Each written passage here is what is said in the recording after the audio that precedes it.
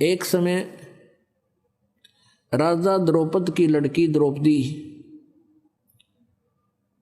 प्रतिदिन गंगा के ऊपर स्नानार्थ जाया करती थी। उसके पिता ने अपनी बेटी के लिए और अपनी रानियों के लिए घाट बना रखे थे, नहाने के लिए गंगा पर पक्के घाट बनवा रखे थे।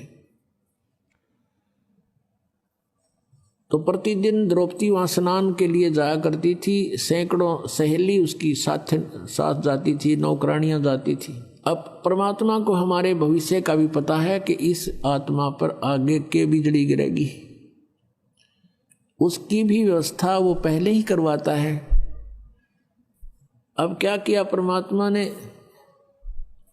100 छल सीधर मैं करूं, तो वहां एक दिन एक अंधे महात्मा का रूप बना के परमात्मा वहां चले गए जहां द्रौपदी स्नान करने जाया करती थी।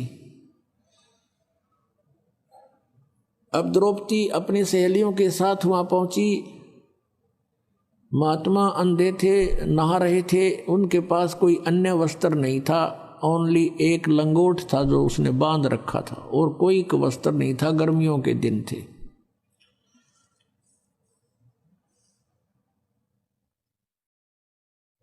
अब द्रौपदी ने देखा कि महात्मा स्नान कर रहे हैं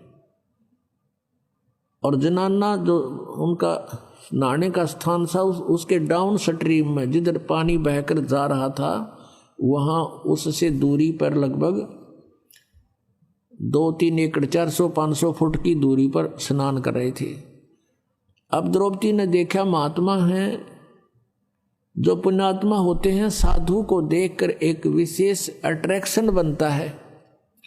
और परमात्मा कबीर देव जी भी कहते हैं, कबीरा दर्शन साध के परमात्मा आवे याद, और लेखे में वाहे घड़ी बाकी का समय बर्बाद।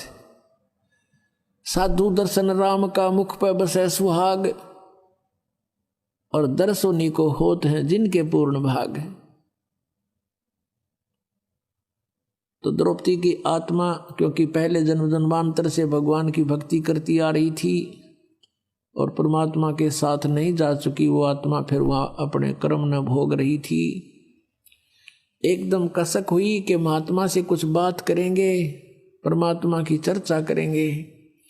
फिर उसने सोचा कि साधु स्नान कर रहे हैं, तू भी स्नान कर ले, फिर आराम से बैठकर बात करेंगे, कुछ चर्चा करेंगे भगवान की। द्रौपदी ने स्नान कर लिया, आध पौन घंटा लग गया, और वस्त्र पहन के साड़ी बांध के वो बाहर आई। क्या देखा कि महात्मा की तरफ देखा कि चले तो नहीं गए। सामने क्या देख रही है कि महात्मा तो गहरे जल में चले गए। पहले तो ऊपर थे घुटनों से पानी में, फिर एकदम नीचे इतने पानी में, छाती पानी में पहुंच गए, और ऐसे हाथ मार रहे हैं, कोई वस्तु ढूंढ रहे हैं। द्रौपदी ने ध्यान से देखा कि महात्मा के पास कोई वस्त्र नहीं है, बाहर भी वस्त्र नहीं है किनारे पर, और एक ही लंगोट बांध रखा था, वो पुराना होने से उसका धागा टूट गया और वो बह गया पानी में। शर्म के मारे वो महात्मा और छाती से ऊपर तक जल में प्रवेश कर गया कि इधर बहन बेटियां स्नान कर रही हैं। आवाज से उसने महसूस किया।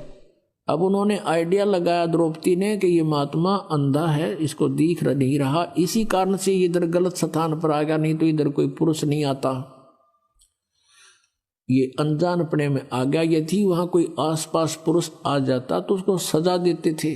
उसको महसूस हुआ कि ये महात्मा आंखों वाला नहीं है, नहीं तो इधर नहीं आता। फिर द्रौपदी ने देखा कि इसके पास वो कोई वस्त्र नहीं है, और ये महात्मा शर्म के मारे जल में प्रवेश कर गया है, ये बाहर नहीं आएगा, और बेचारा सारा दिन इसमें खड़ा रहेगा, रात्रि के समय हुई ये बाहर आएगा, और फिर इसको वस्त्र कहाँ मिलेगा। तो लड़की ने उसी समय अपनी साड़ी में, जो राजा की लड़की कितनी कॉस्टली साड़ी पहनती होगी, विचार कर लीजिए पुण्यात्मा। और इसको कहते हैं कि लूट सको तो लूटियो, राम नाम की लूट, पीछे फिर पछताओगे, प्राण जहांगे छूट। अब इसको लूट कहते हैं। भगवान को कैसे लूटना है? अब द्रौपदी ने अपनी साड़ी पाड़ के और जल में बहा दी कि महात्मा का हाथ लग जाएगी और ये इसको कौपीन बना के बाहर निकल जाएगा। वो हाथ नहीं लगी, उसको दिखाई दे नहीं था, वो दूर से खिसक गई। लड़की ने दूसरी साड़ी पाड़ी और फिर बहा दी, वो भी उसके लीर हाथ नहीं लगी। लीर माने एक टुकड़ा। दूसरी फिर पाड़ा वो एक लीर सी और वो बहा दी, वो भी हाथ नहीं लगी। 7-8 कौपीन, कम से कम 8-9 इंच की पाड़े थी। और ये 2 गेट देख लो कितने हो गए, लगभग 1.5 फुट हो जाता है। 7-8 में तो आधे से ज्यादा साड़ी गई। फिर उसने सोचा कि महात्मा है, पिता के समान है और ऐसे कोई यूज नहीं, मैं दूर से शर्म के मारी मैं भी दूर से डाल रही हूं। तो लड़की ने एक लकड़ी देखी लंबी, उस लकड़ी के एक और लीर पाड़ कर अपने साड़ी की एक टुकड़ा और उस लकड़ी के लपेट लिया और नू लटका लिया आधे से ज्यादा। और धीरे धीरे जाकर के उस महात्मा जैसे हाथ मार रहा था ऐसे खोज रहा था, उसके आसपास कर दी। और वो कपड़ा जो ही उसके हाथ लगा उसने तुरंत पकड़ दिया मजबूती से। वाह भगवान, बड़ी सुनी मेरी। तब उसने देखा नू और जैसे अंधे करा कर ऐसे लीला की, अरे ये तो भाई किसी बहन बेटी का कपड़ा है, ये तो साड़ी का कपड़ा है। कहने लगा, बेटी आज तने मेरी इज्जत राखी है, मेरा पर्दा रखा है, भगवान तेरी इज्जत रखेगा और तने गणाए दे। अब कहते हैं 7 वचन पलटे नीचे पलट जा ब्रह्मांड, और वो तो भगवान आ रहे थे साध रूप में। अब पुण्यात्मा देते को हर देत है जहां तहां से आन, अन्ना दिया फिर मांगते फिर यो, परमात्मा सुने नहीं कान। अब आपके भाग में नहीं, सर प्रारब्ध में नहीं है कोई वस्तु। अब आपसे वो द्रौपदी अवाली रिहर्सल कराई जा रही है, ये आपसे दान करवाया जा रहा है, आपको प्रेरित किया जा रहा है। और आने वाली कुछ आपदाएं आपकी ऐसे ही टलेंगी। अब उसका अर्जुन से विवाह हो गया द्रौपदी का, फिर कुछ ऐसे सर्कमस्टांस हो गए कि उनका चचेरा भाई था अर्जुन और का दुर्योधन, और उस समय राजा युधिष्ठिर राज्य करता था और दुर्योधन और के पास राज्य नहीं था। राजा युधिष्ठिर ने यानी अर्जुन के बड़े भाई ने एक बहुत बड़ा महल बनाया था, उन सभी ने मिलकर अर्जुन और ने शीशा उसमें लगा दिया। इतना बढ़िया महल बनाया कि सामने वाले को ये नहीं पता लगे या डोर है या खाली है या कोई शीशा लगा है। और दुर्योधन उनके ताऊ के लड़के थे युधिष्ठिर अर्जुन के। दुर्योधन एक दिन उस महल में चला गया और द्रौपदी वहां सामने खड़ी थी। जैसे वो आगे को चला उसने शीशा दिखा को नहीं, वो इस तरह का बना था कि जैसे शीशा है नहीं। तो उसके टक्कर लग गई, टक्कर लग के एकदम पड़ गया। द्रौपदी हंसी और टोंट कस दिया कि अंधों की अंधी ही संतान होती है। अब धृतराष्ट्र अंधे थे, दुर्योधन के पिता, तो इस बात की वो काली गणी मान गया, गढ़ा दुख मान गया कि इसने बहुत बूढ़ी बात कह दी। और जबकि वो तो देवर भाभी थे, छोटी मोटी हंसी मजाक आम कर लिया करते थे। परमात्मा कबीर जी कहते हैं, सोना संत और सजन टूट जुड़े 100 बार, और दुर्जन और पाका कलश एक धक दरार। सोने को तोड़ दिया, आभूषण कुछ बना रखा है उसने, उसको तोड़ दिया और फिर जोड़ दे, उसमें कहीं पर भी निशान अलग दिखाई नहीं देता, वैसा ही हो जाता है। और संत भक्त आपस में कवासनी हो जाए तो वो अंदर द्वेष नहीं रखते, किसी ने मार दूंगा, इसकी टांग तोड़ दूंगा, रिब कान दे, नहीं, कवा सुनी होगी, फिर उसे याद भी ना करे इसने मेरे तो गाली दी थी, आवे को ने याद, उनका स्वभाव ऐसा होता है। और ऐसे ही सज्जन पुरुष, अच्छी आत्माएं भी ऐसी ही होती है। और कहते हैं दुर्जन दुष्ट इंसान, और जैसे पक्का कलश जैसे कुंभ होता है घड़ा, एक का धक्के में दरार आ गई तो दोबारा नहीं मिल रहा, वहां से 100 जतन कर ले वह न्यारी दिखेगी। तो इस टाइप का था दुर्योधन। उसने तो उस दिन ठान ली कि इसका प्रतिशोध लूंगा। अब फिर क्या किया उन्होंने, जुआ खेला। जुए में इस युधिष्ठिर ने सब राज्य भी दांव पर लगा दिया। अंत में क्या कहा उन्होंने दुर्योधन और ने कि द्रौपदी और लगा दे, और जुआ खेलनिया इतना बेईमान हो सब पता नहीं क्या कर दे। उसने सोचा द्रौपदी और लगा दूं, हो सकता मेरा राज्य वापस आ जाए, और द्रौपदी भी हार गया।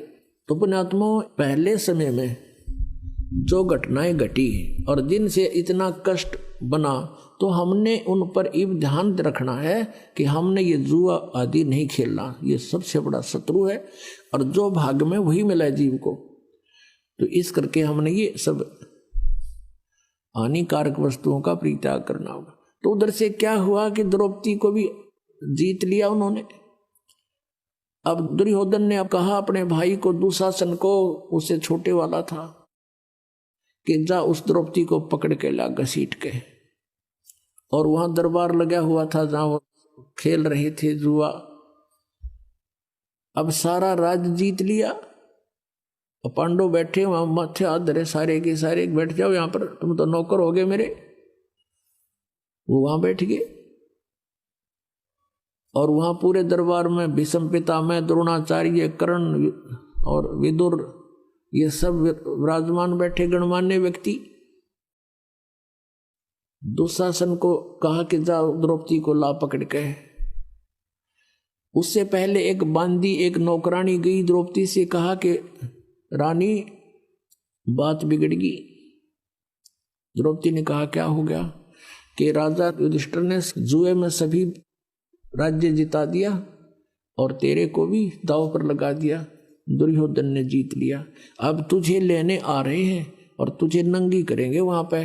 वो कह रहा उसको लाओ, यहाँ सुबह में नंगी करेंगे, क्योंकि हम तो अंधों की संतान हैं, हमें कुछ दिखाई नहीं दे, उसको शर्म आएगी नहीं।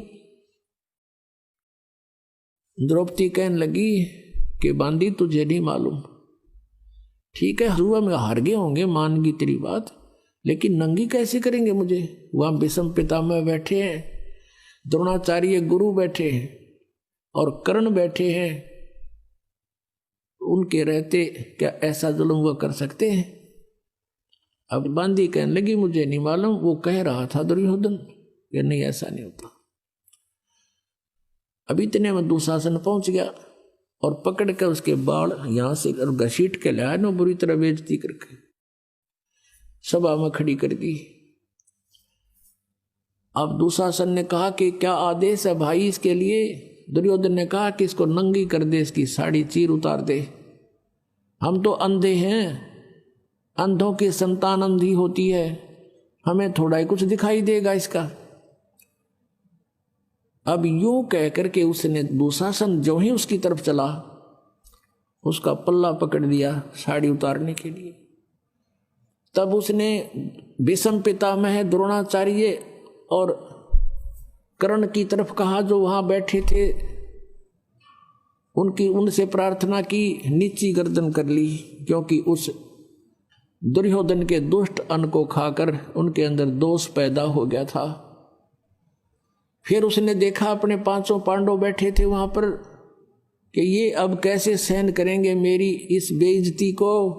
तब उनकी तरफ देखा, उन्होंने भी नीची गर्दन कर ली, क्योंकि वो वचन में बंध चुके थे।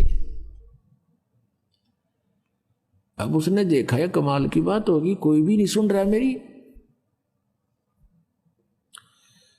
अपना आत्मा वहां वो 3 ऐसी बला बैठी थी, ऐसे सूरवीर बैठे थे। कौन कौन? द्रोणाचार्य, भीष्म पितामह और कर्ण। उनमें से एक भी खड़ा होकर यूं कह देना दुशासन खबरदार दे इस बेटी का हाथ लगाया था, अन्य कम्यो तुम क्या कर रहे हो, ऐसा जुल्म किधर देखा ना सुना, ऐसी बेइज्जती कर रहे हो तुम। तो दुर्योधन की हिम्मत नहीं थी, वो इतने सूरवीर थे, उनको पता था कि न एक बार हथियार उठा लिया था सारा वकल तार देंगे। और भीष्म पितामह है, उनका सबसे बुजुर्ग आदमी बैठा और वो भी दुष्ट वहीं बैठा रहा, एक भी ओछी मंदी नहीं की तुम क्या कर रहे हो। मान लीजिए सभा में एक बार टोकना चाहिए तुम गलत कर रहे हो, ये ठीक नहीं, और नहीं मानता है तो उठ कर चला जाना चाहिए। वो उठकर भी नहीं गए, तीनों के तीनों वहीं बैठे रहे। उनके मन में दोष था कि हम भी इसको नंगी देखें, नहीं तो उठ कर चले जाते। नहीं मानते, ना खड़ा होकर कहना चाहिए था भाई गलत कर रहे हो, और फिर भी नहीं मानते हैं बच्चे तो उठ कर चला जाना चाहिए। ये नियम होता है सभा का, एक सभ्य व्यक्ति का। उन्होंने ऐसा भी नहीं किया। अब परमात्मा कहते बंधे से बंधा पुकारे, बंधे से बंधा मिले छूटे कौन उपाय, और कर बंदगी निर्बंध की वो पल में दे छुड़ाए। अब जैसे किसी के पाछे हाथ बांध के छोड़ रखा है और दूसरे की भी तीसरे की, वो उन्हीं से कहे कि तुम मुझे खोल दे, वो कहे तू मुझे खोल दे। वृक्ष के बांध रखे दूर दूर, लेकिन वो नहीं खोल सकते। को निर्बंध आ रहा था, उससे पुकार की कि हमें खोल दीजिए, उसने सबके बंधन खोल दिए। तो हम सभी बंधे हुए हैं यहाँ पर कर्मों के बंधन में। ओनली कबीर गॉड, परमेश्वर कबीर जी है जो निर्बंध है। अपनात्मा, इस कथा से हमें बहुत कुछ शिक्षाएं मिलेंगी। जब तक हम भक्ति भी कर रहे हैं और अब भगवान पर आश्रित नहीं होते, और हम ये सोचते हैं मेरा मित्र है मंत्री, मेरा रिश्तेदार है एमएलए, मेरा रिश्तेदार है फलाना अफसर, या वहाँ बड़ा सेठ है वो, तब तक हम भगवान पर नहीं उस पर आश्रित हैं। और जब जहाँ भगवान के सत्र का काम होता है वहाँ ना मंत्री कर सकता, ना प्रधानमंत्री, ना मुख्यमंत्री, ना कोई राष्ट्रपति, वो तो भगवान ही कर सकता है। अब जब द्रौपदी ने देख लिया ये पति भी झूठे हैं और मेरे साथ बेइज्जती हो रही है, नीचे गर्दन कर ली काहे के पति, और ये सभापति देख लिए नीची गर्दन करे बैठ के, वो मेरी तरफ देखते भी नहीं, अर्ध नहीं सुन रहे। जब संसार से जिसकी हट जाता है आस्था कि यहाँ कोई तेरा नहीं, तब हम भगवान याद आता है। तब उसने आत्मा रोई, उसकी मन की पुकार नहीं थी वहां पर। मन की तो पुकार है, मैंने गाड़ी दे दे, कार बड्डी सी, एक कोठी दे भगवान, फलाना दे भगवान, ये था मन की पुकार। और ये आत्मा की पुकार थी, सच्ची सचमुच आवश्यकता है अब इसकी बचाव की। अब क्या होता है कि यहाँ जब हम रोते हैं, रोते तो सभी हैं, जिस पर आपदाएं आती आत्मा सभी रोती हैं और याद भी करती हैं भगवान को लास्ट में। तो क्या होता है, हमारी पुकार जाती है धर्मराज के दरबार में, जो यहाँ का लेखा जोखा करता, अकाउंट करता हम सबका। और वहां जब पुकार जाती है तो वहां आसपास बहुत जोर की शोर हो जाता है उस चिल्लाहट का। तो उसी समय धर्मराज देखता है कि किस नंबर की आत्मा पर क्या आपत्ति है, और मैं उसका कोई पिछला पुण्य है कि नहीं किसी संचित कर्म में भी। फिर वो देखता है कि उसका यदि कोई पुण्य है तो वहां से फिर वो पुण्य का प्रतिफल नीचे आता है, और पूर्ण परमात्मा ही उसी को आधार बना के उस पुण्य के आधार से उसकी रक्षा करता है। करता वही है पूर्ण परमात्मा ही, और वो अपना नाम नहीं लेते। कहते हैं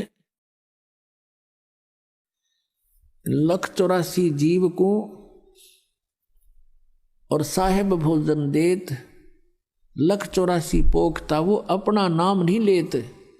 अपना नाम नहीं लेने आता, उसका बहाना बना दिया, उसको ऐसे मिल गया, उसको ऐसे मिल गया, वो करा वही रहा है सारा कुछ। तो वहां से वापस आती है, तो इसकी पुकार पहुंची द्रौपदी की वहां, और उसकी वहां फाइल खुल गई, वो सीडी ऑन होगी उसके पुण्य कर्मों की। तो उसमें देखा धर्मराज ने कि एक इसने परम संत को सुपात्र को, और जिसको आवश्यकता थी एक साड़ी का टुकड़ा दे रखा है, और उस संत ने उसको आशीर्वाद दे रखे है, उसका ढेर लग गया है। तो वहां से क्या था, जैसे श्री कृष्ण जी जो थे पांडवों के गुरु थे, आध्यात्मिक गुरु। जैसे गीता जी अध्याय नंबर 2 के श्लोक नंबर 7 में अर्जुन कहता है कि मैं आपका शिष्य हूं और आप हमारे गुरु हो, आचार्य हो, और मैं मुझे जो आज्ञा दो, जो मेरा हित हो वो बताइए, मेरी बुद्धि काम नहीं कर रही है। तो श्री कृष्ण जी गुरु थे। करे करावे साइया मन में लहर उठा, दादू सरधर जीव के आप बगल हो जा। अब वहां से जैसे यहां से पुकार गई धर्मराज के दरबार में, वहां से रिफ्लेक्ट हुई कि उसका पुण्य है, उस पुण्य की प्रतिफल फिर आया श्री कृष्ण जी की शरीर में टकराया, क्योंकि उसका गुरु था वो। अब परमात्मा ने भक्ति को जीवित भी रखना था। काल चाहता है कि ये भक्तिहीन हो जाए, इनका कोई काम सरे नहीं भगवान की भक्ति से, इसलिए शास्त्र विरुद्ध साधना शुरू करवा रखी है इसने, तो ये नास्तिक हो जाए। और परमात्मा का प्रयत्न रहा है, क्योंकि कलयुग तक यह भक्ति घसीट के लानी थी भगवान ने, कबीर साहब ने। कभी समय आने पर बताएंगे कारण क्या था। अब प्रसंग दूसरा चल रहा है। जिन्होंने सत्संग ज्यादा सुन रखे हैं उनको मालूम है कि परमात्मा कबीर जी परमेश्वर की और इस काल की वार्ता हुई थी। इसने कुछ प्रार्थना की थी और परमात्मा ने वचनबद्ध होकर उसने कहा था कि 3 युग में जीव थोड़े ले जाना, चौथे में आप कितने ले जाना। तो ये चाहता है कि चौथे युग तक इनको सबको नास्तिक बना दूं। जैसे महात्मा बुद्ध थे, पिछले जन्म के बहुत अच्छे पुण्यकर्मी प्राणी थे, राजा के घर जन्म हुआ, क्योंकि जो स्वर्ग में रह रहा उसका यहाँ दिल कहाँ लगे, राज भी त्याग दिया, भगवान पाने की चेष्टा की, लेकिन वे ऑफ वर्शिप ठीक ना होने से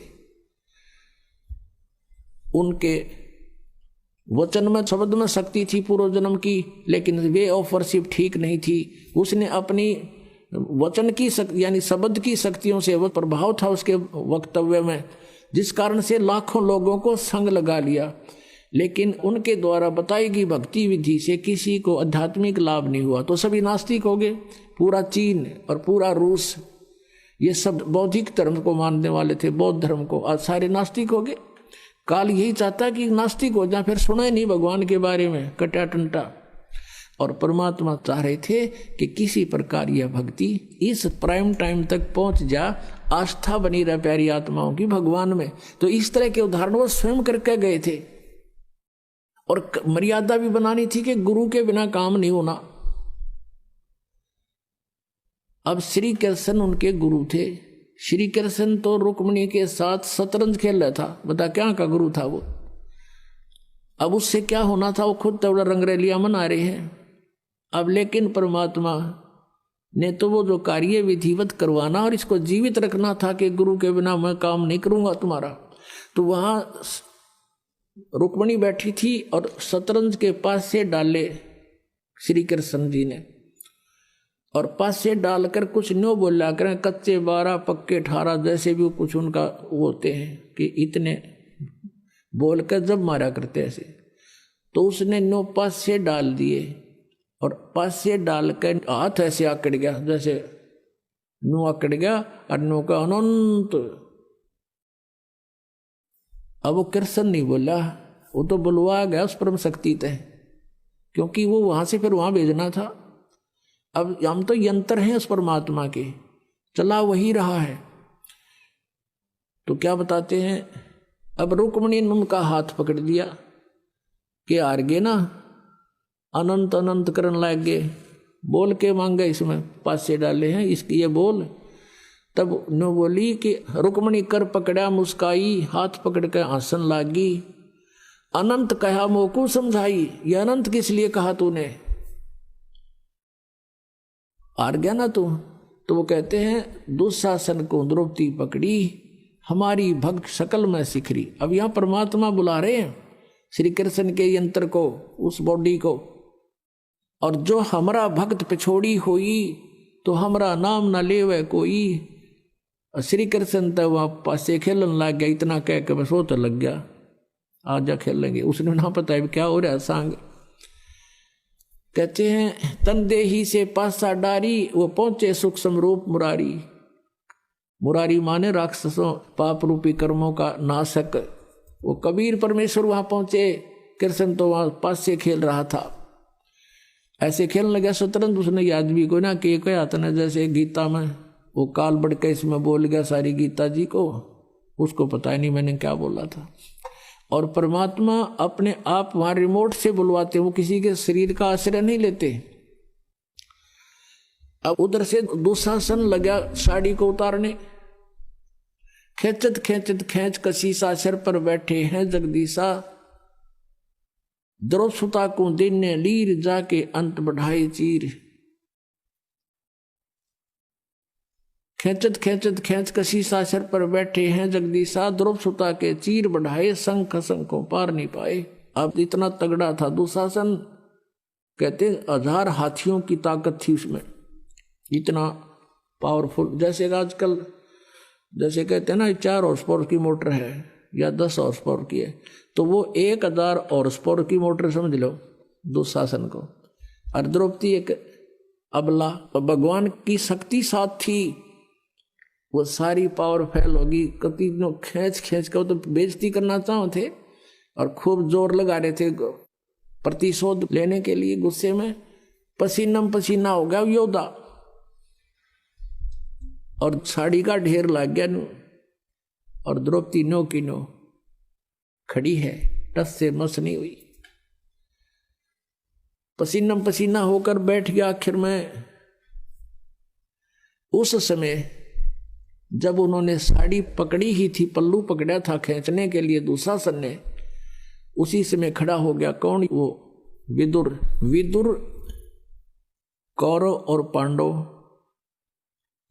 का भाई था, उसका धृतराष्ट्र का और कौरव का भाई था।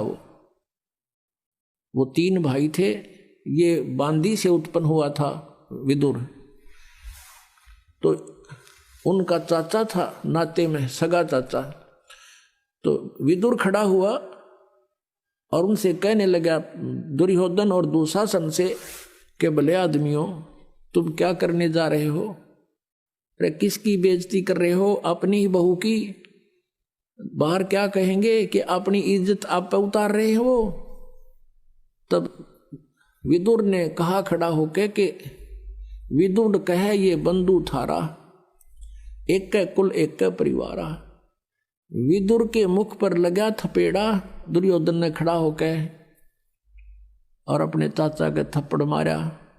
ने बोला तू तो सदा इन पांडवों की ओर बोला करे, तो इनका चमचा है, इनका नौकर है, तू न्याय की बात थोड़ी कहता है। तो दुष्ट इंसान ऐसे बोला करते हैं। कहते हैं विदुर कहे ये बंधु थारा, एक का कुल एक का परिवारा। विदुर के मुख पर लगा थपेड़ा और कहा तू तो है पांडवों का चेहरा, तू तो है बांदी का जाया।